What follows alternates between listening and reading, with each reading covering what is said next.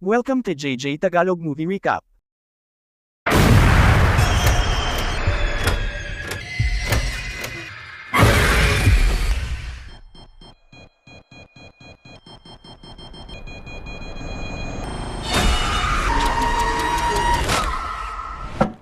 Who's next?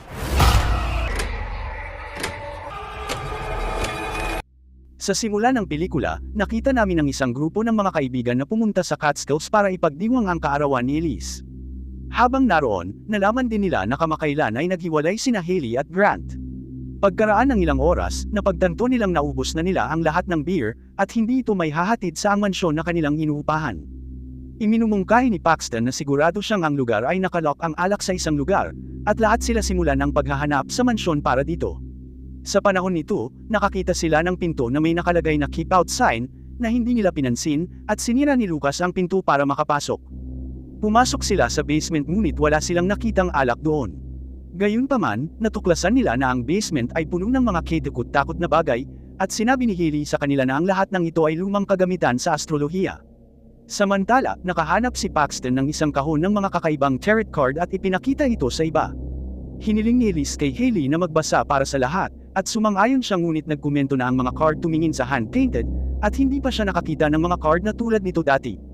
Ipinaliwanag niya na ang bawat zodiac sign ay kinakatawan ng isang card sa pangunahing arcana, at sa pamamagitan ng pagsasama ang mga planeta sa pagbabasa, ito ay nagiging mas tumpak.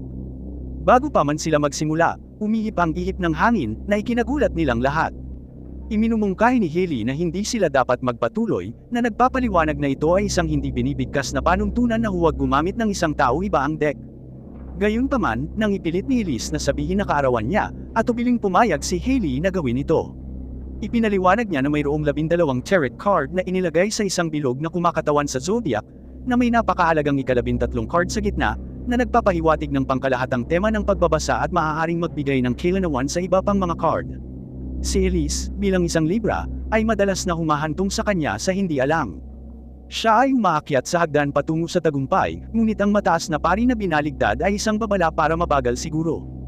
Ang pagmamadali ay maaaring magdulot sa kanya ng pagkadulas at pagdurusa ng matinding suntok. Susunod, ginagawa niya ang pagbabasa ni Madeline at sinabi sa kanya na kapag nakakaramdam siya ng panganib, siya ay may gawi tumakbo, na may katuturan dahil ang kanyang simbolo ng zodiac ay 2 isda na lumalangoy palayo sa bawat isa iba pa. Gayunpaman, sa buwang ito, dapat niyang labanan ang pagnanasa na iyon at subukang huwag mabitin sa mga bagay-bagay. Samantala, nang pumunta si Paxton sa banyo, napansin niya ang isang figure na nakatayo sa labas, ngunit nawawala ito nang biglang bumukas ang mga ilaw. Dito, sinabi ni Hailey kay Paige na bilang isang Virgo, gusto niyang laging makahanap ng logika sa mga bagay, ngunit ngayong buwan, maaaring mahirap yun. Maaaring maramdaman ni Paige na hinihila siya sa dalawang direksyon dahil sa bag ng magician ng mga panlilinlang ay mapanlinlang at pipigil sa kanya na makakita ng malinaw.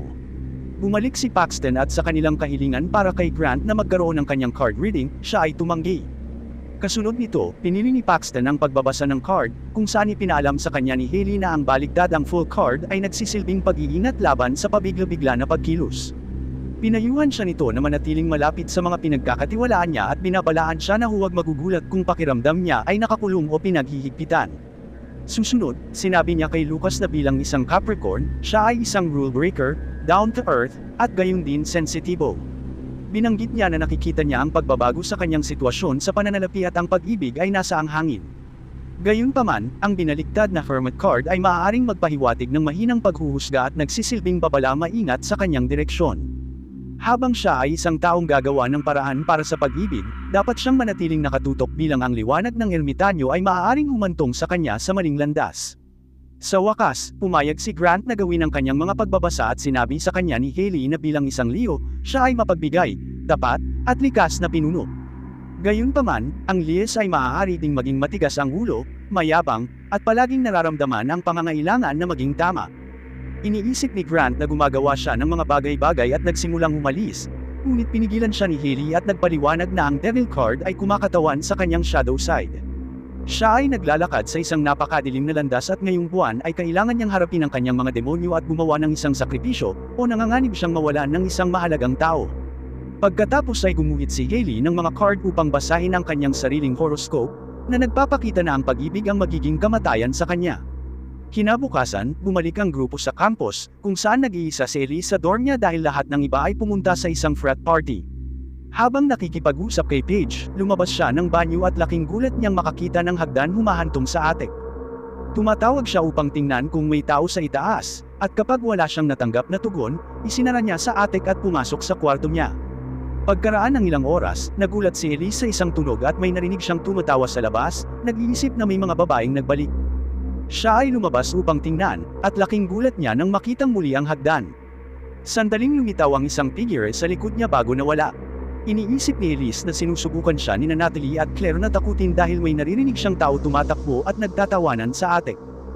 Umakyat siya sa hagdan para tingnan, ngunit kapag wala siyang nakitang tao doon, nagiging medyo natakot, at biglang may ilang paggalaw na nagpapataas ng kanyang takot.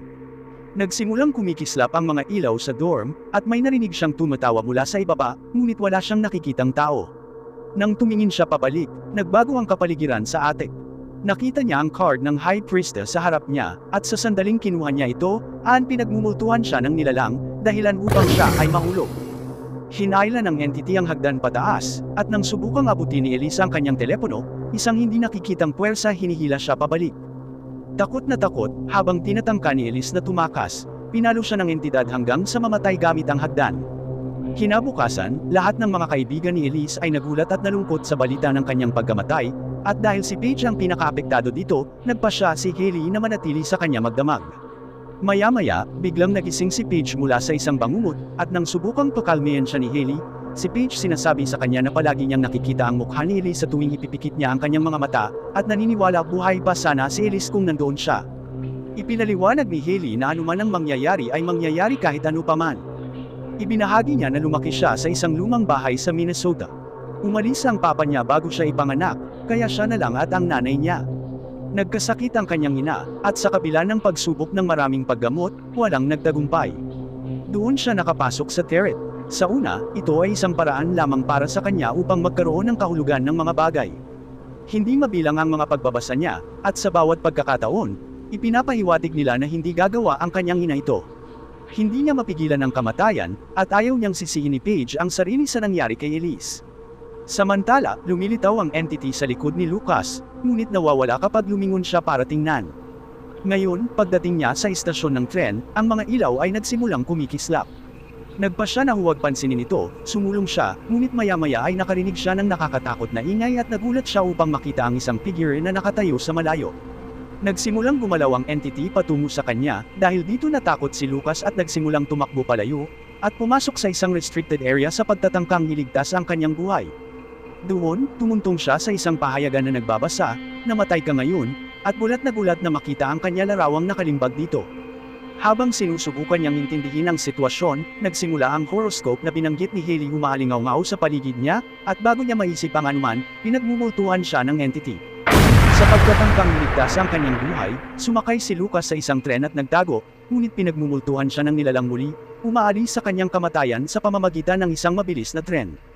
Kinabukasan, nagulat ang mga kaibigan nang malaman ang tungkol sa pagkamatay ni Lucas, at nagmungkahi si Paige magkasama sila sa gabing iyon para sa kaligtasan. Naobserbahan ni Hailey na ang bawat kamatayan ay tumutugma sa mga pagbabasa ng Teret, na humaantong sa grupo maghinala na may mali sa deck, kahit na si Grant ay nananatiling lantarang nag-aalinlangan. Iminumungkahi ni Paxton na kailangan nila ng isang eksperto o isang taong nakakaunawa kung ano ang nangyayari, at kung kailan hinahanap ni Hailey ang tungkol sa mga panganib ng horoscope, nakita nila ang pangalang Alma Astrin, ang eksperto sa okulto at Teret na pagbabasa. Nagbasa sila ng isang artikulo at nalaman na isang grupo ng mga tao sa Mexico ang namatay pagkatapos ng pagbabasa. Nagpasya ang grupo na bisitahin si Alma Astrin, ngunit una niyang hiniling na umalis sila. Ipinaliwanag ni Hailey na ang kanilang mga kaibigan ay namamatay dahil sa kanilang mga pagbabasa, at kung hindi gumawa ng isang bagay, sila ay mamamatay din. Nang marinig ito, binuksan ni Alma ang pinto. Ipinaliwanag ni Hailey na ang dalawa sa kanilang mga kaibigan ay namatay ng eksakto tulad ng hinulaang kanilang mga horoscope. Hiniling ni Alma na makita ang deck, ngunit inamin ni Hailey na wala siya nito dahil hindi niya pag-aari ito. Tinanong ni Alma si Hailey kung ang mga card ay nasa isang kahon na gawa sa kahoy na may zodiac wheel, pagkumpirma ni Hailey, at pinilit na ipaliwanag ni Alma kung ano ang nangyayari. Ipinaliwanag ni Alma na ang mga isinumpang card na ito ay may pananagutan para sa ilang grupo ng pagbabasa ng Teret mga patayan, kabilang ang isang insidente sa London na halos nakaligtas siya dahil ginawa niya ito lahat ng nabasa ngunit sa kanya, at mula noon, hinahanap na niya ang mga card na iyon para sirain sila. Pagkatapos ay isiniwalat niya na ang mga card ay pagmamay-ari ng isang astrologo noong huling bahagi ng ika-18 siglo na nagsilbi sa isang Hungarian count na hinuhulaan ang hinaharap para sa kanya. Matapos ang isang pagbabasa ay hinulaang ang buntis na asawa at anak ng count ay mamamatay sa panganganak, at nagkatotoo ito, inakusahan ng malungkot na bilang ang astrologo ng pangkukulam at inutusan ang kanya lalaki para patayin ang kanyang anak na babae.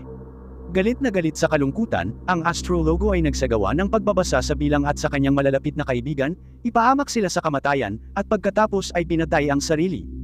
Itinali niya ang kanyang kaluluwa sa mga card, tinatakan ang kanilang kapalaran at ang kanya. Hindi nagtagal, ang bilang at ang mga pinakamalapit sa kanya ay namatay sa kakilakilabot na pagkamatay.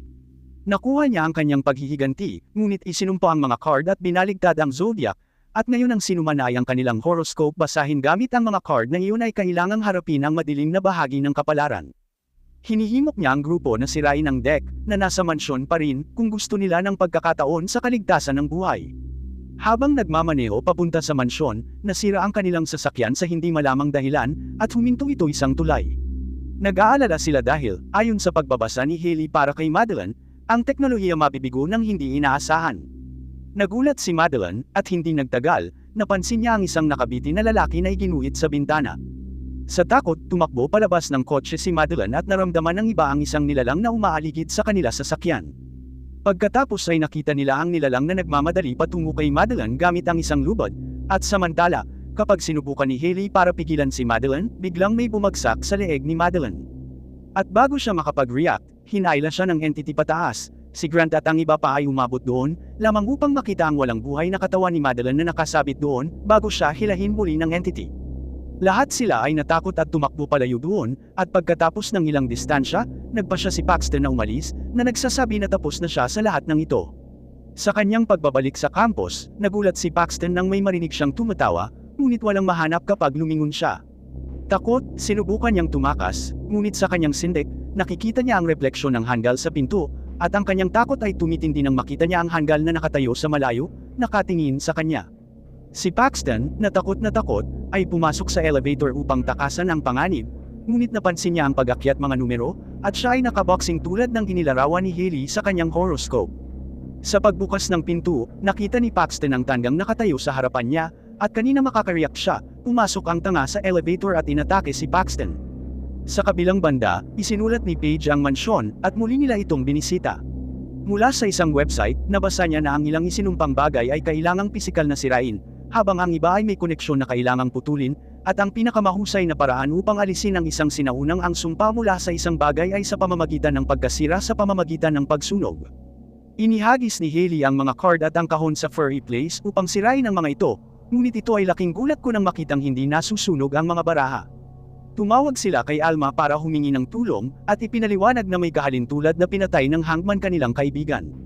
Inihayag ni Alma na isinasama ng astrologo ang mga card na parang shapeshifter, na nagdadala ng panghuling resulta card sa buhay. Sinabi ni Alma sa kanila na kailangan nilang ibaling ang nilikha ng astrologo laban sa kanya, sa pamamagitan ng paghihiwalay ang espiritu ng astrologo mula sa mga card. Sinubukan niyang makipag-usap sa astrologo, at pagkaraan ng ilang sandali, matagumpay siyang napatawag kanya. Napansin ni Haley na dumudugo si Alma, at sinabi ni Alma na hindi siya makagalaw. Ang astrologo pagkatapos ay bumangon at kinuha ang kontrol sa mga card, at ipinaliwanag ni Alma na ang astrologo ay nagbabasa ng kanyang horoscope. Hinugot ng astrologo ang 6 na espada, at hindi nagtagal, kinaladkad si Alma sa kadiliman. Sa takot, sinubukang tumakas ng magkakaibigan, ngunit tumindi ang kanilang sindik nang wala ng buhay ang katawan ni Alma bumagsak sa harap nila. Sa kanilang pagtakas, hindi sinasadyang nahiwalay si Paige kina Grant at Haley, ngunit narinig niya boses ni Haley na nagmumula sa basement, humihingi ng tulong. Pagpasok niya sa basement, sumara ang pinto sa likod niya, at lumingon ang boses ni Haley demonyo. Magsisimulang kumukutitap ang ilaw bago sumabog ang bamilya, at nakasalubong ni Paige ang bumbilya sa lamangkero, na nakulong siya sa isang kahon, at nakita siyang muli. Sa itaas na palapag, pinag-usapan ni Grant at Haley kung paano aalisin ang sumpa. Iminumungkahi ni Haley na kung babasahin niya ang horoscope ng astrologo, maaaring maibalik nila ang sumpa pabalik sa kanya. Nag-aalangan si Grant tungkol sa ideya, ngunit iginiit ni Haley, na sinasabi na sila ay kasing husay na patay, kaya kailangan nilang subukan. Biglang hinayla si Grant palabas ng bintana, at si Haley ay natakot nang makitang gumagalaw ang Diablo. Patungo sa kanya, na pagkatapos ay nawala sa kadiliman. Pagkatapos ay lumitaw ang kamatayan, at tulad ng pag-atake nito sa kanya, si Haley ay namamahala upang makatakas sa silid. Sinubukan niyang tumakas, ngunit inatake muli ng kamatayan na nagtangkang pumatay sa kanya. Gayunpaman, namagitan si Grant at iniligtas siya, at hinihimok siyang tapusin ang pagbabasa habang nananatili siya sa likod upang ihinto ang entidad. Habang tumatakbo si Haley upang tapusin ang pagbabasa, si Grant ay inatake ng Diablo. Habang si Grant ay kinakaladkad ng Diablo, mabilis na binigyan ni Haley ang astrologo ng pagbabasa kanyang deck. Napansin niya na ang lahat ng mga card ng astrologo ay nasa reverse, na nagpapahiwatig ng matinding sakit. Sinabi ni Haley sa astrologo na nauunawaan niya kung ano ang pakiramdam ng kumuha ng isang tao ikaw, at ang pananatili sa nakaraan ay hindi magbabago sa hinaharap. Binuhat ng astrologo si Haley sa himpapawid at sinubukang patayin siya ng maayos. Gayunpaman, masungit na sinabi ni Haley na binasa niya ang kanyang mga card at tapos na, at ang astrologo noon nakikita ang death card. Sa kalaunan, pinakawalan ni Haley ang kalungkutan ng kanyang ina at ang espiritu ng astrologo. Bilang resulta, ang espiritu ay natupok ng sumpa at nasusunog sa tabi ng kubyerta. Sina Haley at Grant ay nagkasundo sa kanilang kaligtasan at relasyon, at nagsimulang gawin ang kanilang daan pauwi. Sa daan, muli silang nagkita ni Paxton, na nakaligtas sa kanyang pagsubok pagkatapos ng kanyang kasama sa silid. Binuksan ni Todd ang pinto ng elevator sa huling segundo, na nagpawala sa mga tanga. Salamat sa pagharap sa mga takot sa amin. Kung nakaligtas ka sa video na ito, mag-drop ng like, ipatawag ang button na mag-subscribe, at ihanda ang iyong sarili para mas horror. Hanggang sa susunod, manatiling takot.